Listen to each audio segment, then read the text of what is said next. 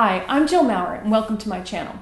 So it didn't last long. Playboy for a little while thought that they were just going to remove the nudes. In fact, they did remove nude women from their magazine thinking that guys read it for the articles. I don't know what they were thinking exactly. I can kind of see why they tried it. What they were saying is it's not that different to have nude models now. You can see anything you want on the internet. We need to expand our brand and we need to do it without nude models. But really, I think the market said, no. So, to the world, Playboy is about nude models. And they do it in a certain way that other people don't. But it really, without the nude models, you don't really have a Playboy. Whether you like the idea of nude models or not, that's just the way that it is for Playboy. That is part of their brand. And apparently the brand can't survive without it. So they're back. So one of the things that I want to talk about today is the design you see and the design you don't see. And Playboy is actually a really great example of the design that you don't see. And you're probably thinking, oh yeah, we don't see the clothes, that's the design. That isn't the design. Actually, what you don't see is that you are dressing those models in your mind. And you didn't even know it. With any kind of design, there is this design that you don't see. And the design that you don't see plays a big part in your experience, and you may not even realize it. So I can give you a few examples. One is Disney World, for example. When you go to Disney World, you have a great experience. Everything around you is magical. Everything just seems to work and happen.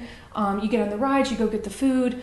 But there's a lot that's going on that enhances your experience that you don't see, because you're on the ground and underneath you is a whole labyrinth and a whole city of things going on, of people cooking food, transporting characters, a lot of the hustle and bustle that's going on to make your experience so magical is happening beneath you, but it still is very much a part of your experience.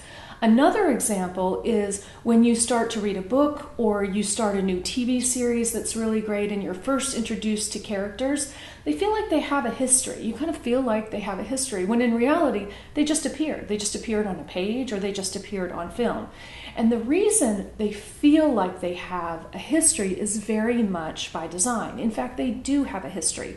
The writer or writers for each character creates an entire history that they write. They know their favorite color, they know what they like to eat, they know, who their parents are, even if you never see them, what their childhood was like, all of this, because it plays into what the character does, what they would and wouldn't do, and helps give the feeling that that character is, in fact, that character has a history.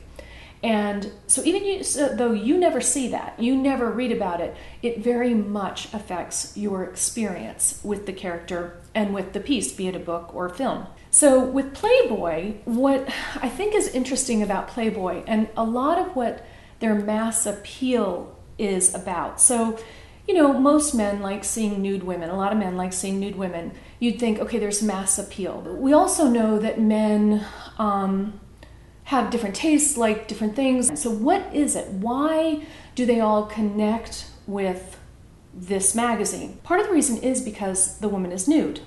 But there's an aspect to the nudity that they're not realizing, that they don't see. And here's what it is. When you look at a nude woman, she is whoever you want her to be. If you are an executive of some sort and what you want her to be is, a college girl or a high-powered attorney or whatever it is, that's who she is for you. That's who you see. You see somebody suited to you. If you're a cowboy, you see the cowgirl or the farm girl or whoever it is that you want her to be. You see her as somebody who would be suited to you. And every guy has his idea of who this woman is, and they're all different. And because she doesn't have clothing, she doesn't have cues. She's not wearing what would give you cues as to who she is. And so she is who you want her to be. And that is really the design that you don't see in Playboy.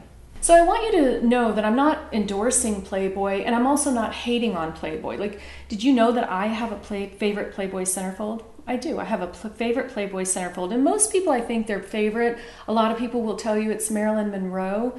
For me, my favorite Playboy centerfold, it's several men, lots of men. They're actually dressed. They're designers, and they are each, they're furniture designers, and they're each standing there or sitting there with one piece of their furniture design. It is another iconic Playboy centerfold that happened to not have a nude woman or a woman in it at all.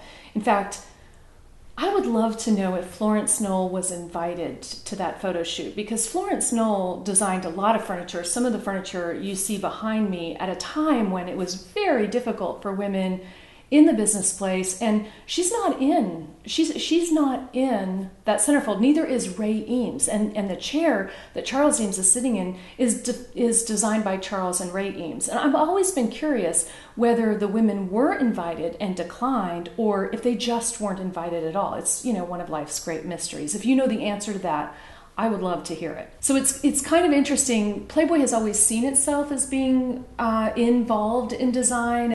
So, you know, I know it is kind of different to be talking about Playboy in terms of design, but it is interesting. There's a lot of design in Playboy, and there's also branding design. So, and they want their brand to grow, and I understand that. And the thing is, with the Playboy brand, I think they thought maybe they could get away from being tied to the nude model, but the market really told them that they really can't do that. When people think Playboy, you think of women, and you think of nude women or women in bunny ears or whatever. For better or worse, that's what they've got, and it's going to be hard to break away from it. So what do you think about nude models and Playboy? Did you think that, were you surprised when they said, we're not going to have models anymore? Or what was your reaction? It was like, it's not going to work, or that might work. And now that nudes are coming back to Playboy, what do you think about that? I'd love to hear what you have to say. I upload videos every week, at least once a week, sometimes twice a week, and always about design. And as you can see, we kind of cover all aspects of design. See you soon.